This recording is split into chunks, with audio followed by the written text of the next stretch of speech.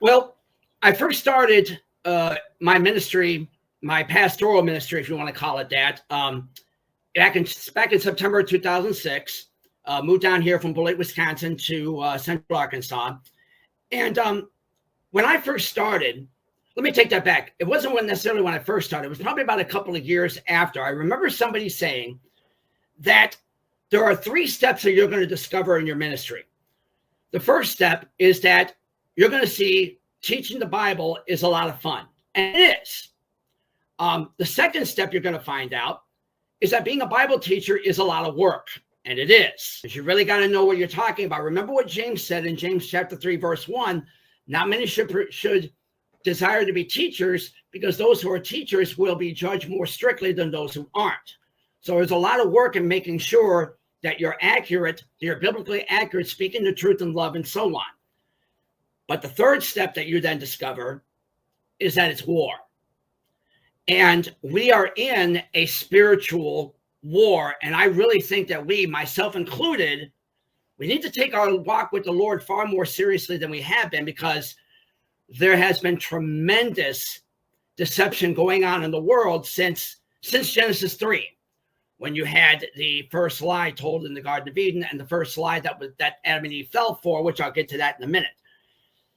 But I guess the reason why I've taken an interest recently in this issue is because when you boil it right down to the brass tacks, this is a spiritual issue. You mentioned earlier on about politics. This isn't a political issue. We've fallen for the canard that it's a political issue. It's not even a cultural issue. It's a spiritual issue. Okay. I remember the late Andrew Breitbart, who was a political commentator. I think he died around 2010. Don't quote me on that.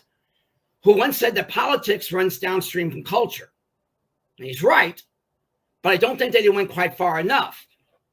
The culture is going to run downstream from the spiritual condition of the person, the family, or the society. Ask yourself, what kind of spiritual condition are we as a society, or you and I individually are as people, when we condone and allow abortion all the way to the moment of birth?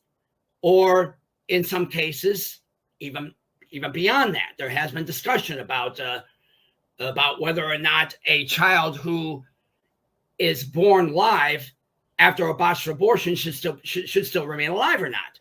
What does it tell you about our standing before God when we have beliefs like that? At best, you're dealing with people who have been badly deceived by the spirit of the age.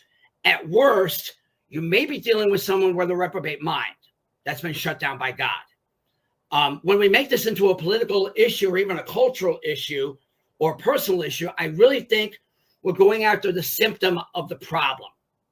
I'll get more into the symptom as opposed to the actual problem in just a little bit. But you can pluck the leaves off of a tree all you want, but the leaves are going to grow back unless you take down the tree, root and branch. One of the things I'm going to do, hopefully successfully, although I'm not a philosophical expert by any means, so I'm sure I'm going to make some mistakes here and there. I want to read for you Proverbs chapter 26, verses 4 and 5. I'll repeat it again.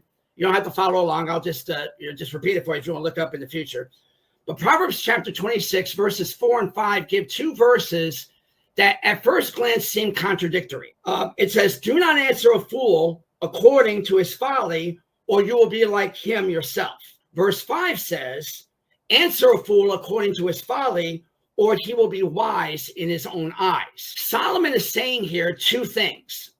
On the one hand, you never accept the premise of your opponent's argument. The moment you do so, you've lost. I've seen presenters far more intelligent than I am and far more versed in philosophy bring up this point. You don't argue from their viewpoint, you argue from God's viewpoint. On the other hand, verse 5 is saying, use their premises against them and force them to play by their own rules, live by their own standards, because the standards that they set up should be applicable in all areas, in all relevant areas, not just 1 or 2 limited ones. Let me give you an example of what one commentator I remember said about this. And again, I promise there's a point to this. I know it sounds like I'm going down a rabbit trail, and my apologies if I am. But if someone comes up to you, for example, and says, it's wrong to judge, you shouldn't judge. After all, Matthew 7:1, probably the most popular verse in the Bible in our society today, says, judge not lest you be judged, right? Well, on the one hand, you reject that because the Bible doesn't teach us not to judge. It teaches us not to judge hypocritically. It also teaches us to judge the fruit of a person's life, okay? So we're supposed to be discerning when it comes to what is right and wrong and whether a person is in the right or in the wrong when it comes to a particular issue. On the other hand, if they're going to say that it's wrong to judge, then simply ask them, okay, then why are you judging me for judging? What gives you the right to judge me since you just said that it's wrong to judge? If it's wrong for me, it must be wrong for you as well, right? With that said, I tend to look at things foundationally. What I mean by that is you can look at what a person does or says or acts and so on, and it's wise to try to understand why they are doing this. Remember Jesus's last statements in the Sermon on the Mount in Matthew 7, verses 24 through 27. If you hear the words of Jesus and you put them into practice, you're like a wise man who built his house on a firm foundation, on the rock. On the other hand, if you hear Jesus's words and do not put them into practice, then you're like a foolish man who built his house on a bad foundation or on no foundation at all, on sand. And there's going to be a major contrast between how those buildings are going to stand. If you build your building, your proverbial building of your life on a firm foundation, you have a chance to build a good life. That doesn't mean that the life is always going to look good. It means you have a chance to build it on a good foundation. But no matter how well you build your building, if it's not built on a good foundation, it's going to collapse. Something is always going to be off kilter with it. I say that because, and it's going to sound kind of weird saying, but I ask you to bear with me here. Abortion, like the vast majority of other sins, abortion is not the problem. Okay? Abortion is a symptom of the problem. You have to go to the foundation. What is the foundation, the heart of the entire problem? Well, what was the first lie that Adam and Eve fell for? Okay, not what was the first lie told to Adam and Eve. What was the first lie that they fell for? Okay, the first lie that the serpent told Eve was, did God really say you can't eat from any tree in the garden? Well, let's give Eve credit. She didn't fall for that lie, did she? She said, no, we can eat from any tree except for that one. She may have gone too far in God's instructions in saying don't touch it, but she still didn't fall for it. But then the serpent said, if you do eat from that tree, then your eyes will be open and you can be like God, knowing good and evil. I've run across a handful of Bible scholars, and I think even a few folks that know Hebrew better than I do, who say that it is also permissible to translate Genesis 3:5 as the serpent saying that you shall be as God, defining good and evil. Okay? Yes, abortion is not the problem. It is a symptom of the problem. The problem is when we think that we can do things as well or better than God's will.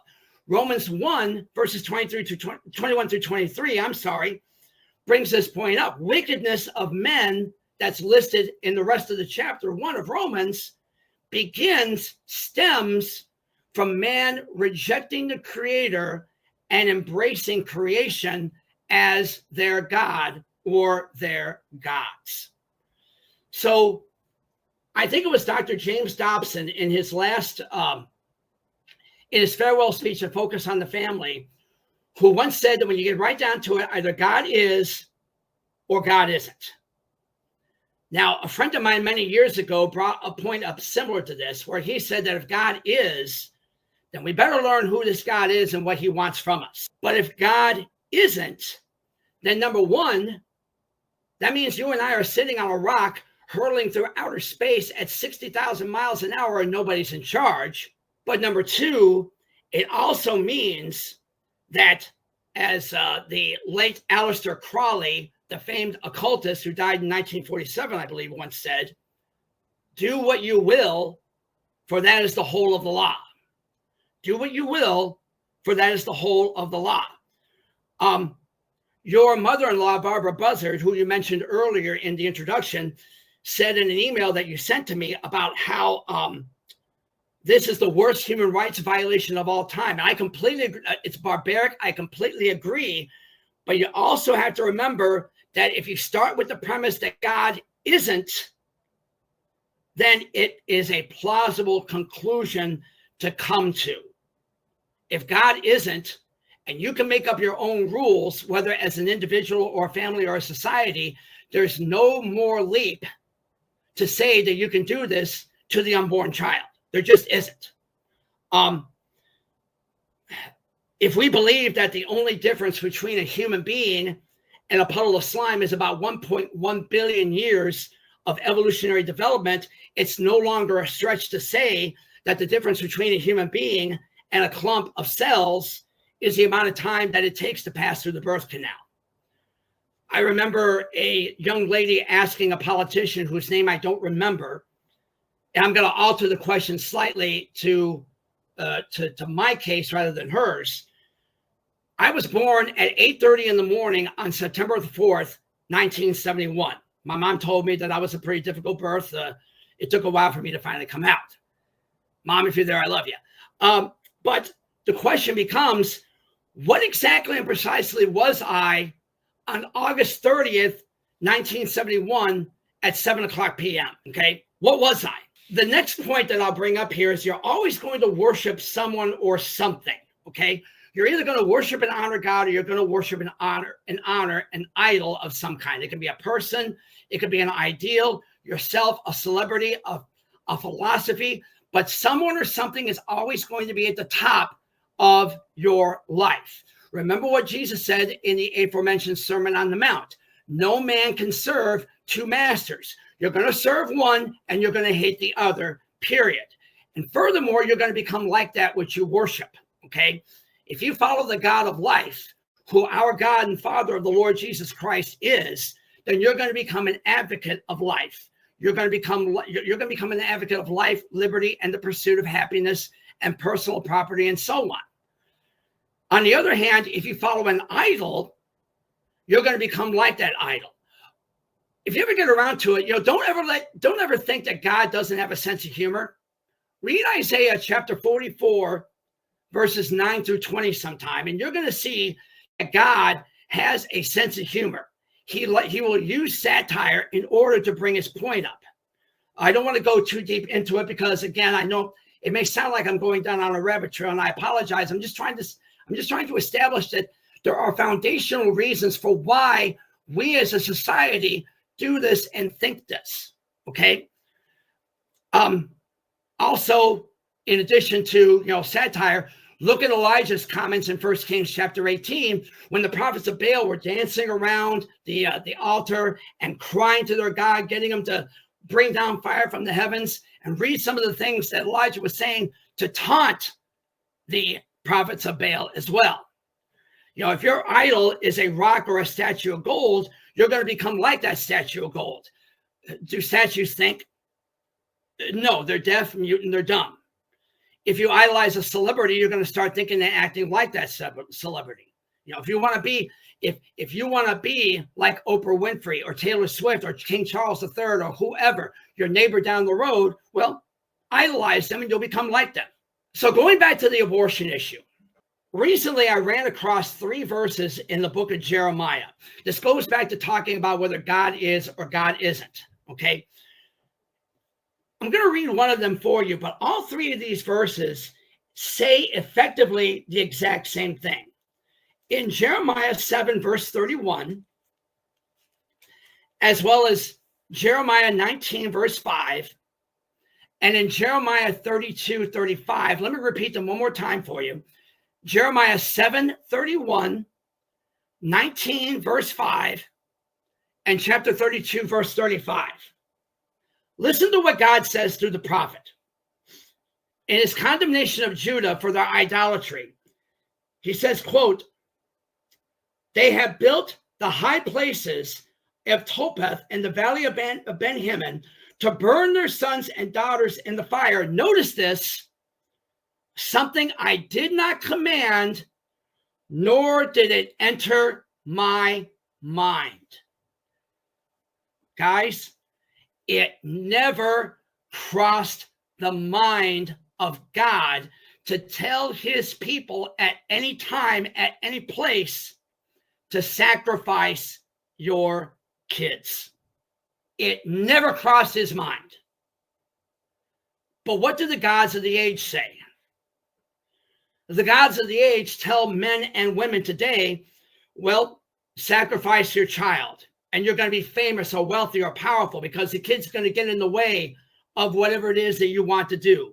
Live as you wish and never suffer the consequences of your actions. You know, you can treat each other as hookups, one-night stands, and if you get pregnant, just kill the kid and everything is going to be okay with you. I mean, this is precisely what the ancient gods, Baal and Molech and the others, wanted.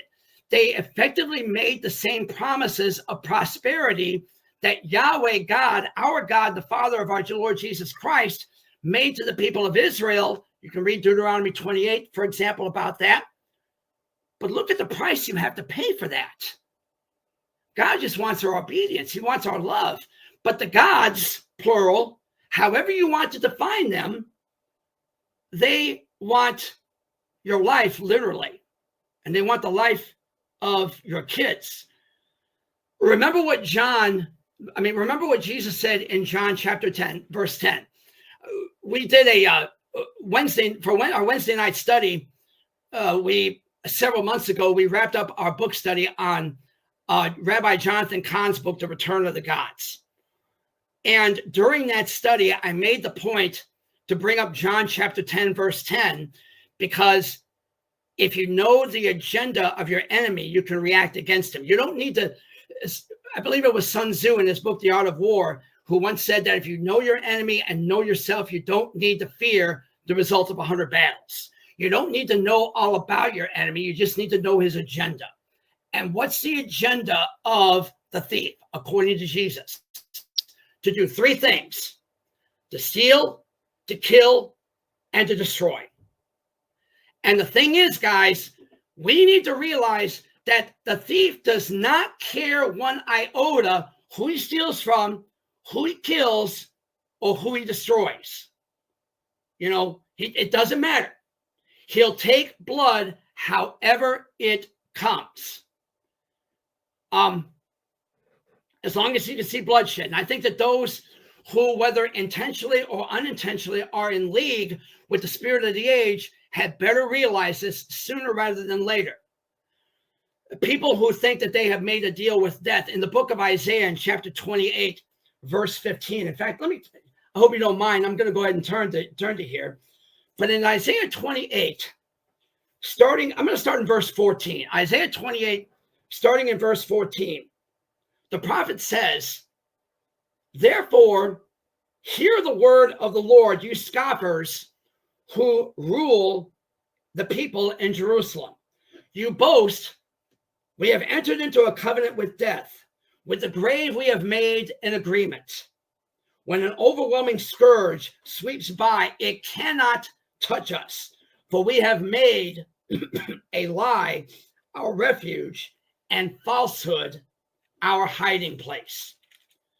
But when you go on to verse 18, how does God respond to that? In verse 18, he says, your covenant with death will be annulled. Your agreement with the grave will not stand. When the overwhelming scourge sweeps by, you will be beaten down by it. I like that. I don't know what version you're using here on the screen, Brother Carlos, but I like that. It's the NASB. NASB, yeah. Then you will become 1995. Okay, then you will become. Can you go back down there one more time, please? Verse 18. Yeah. Yep. Then you will become its trampling place. The scourge, which you thought was going to overcome you, is going to end up walking all over you and destroying you. You know, why would you make a contract with the devil or the spirit of the age, whatever you want to call him or it? I'm not here to debate whether the devil exists or not. That's for another time. But why would you make a deal with someone or something who is a liar and a murderer?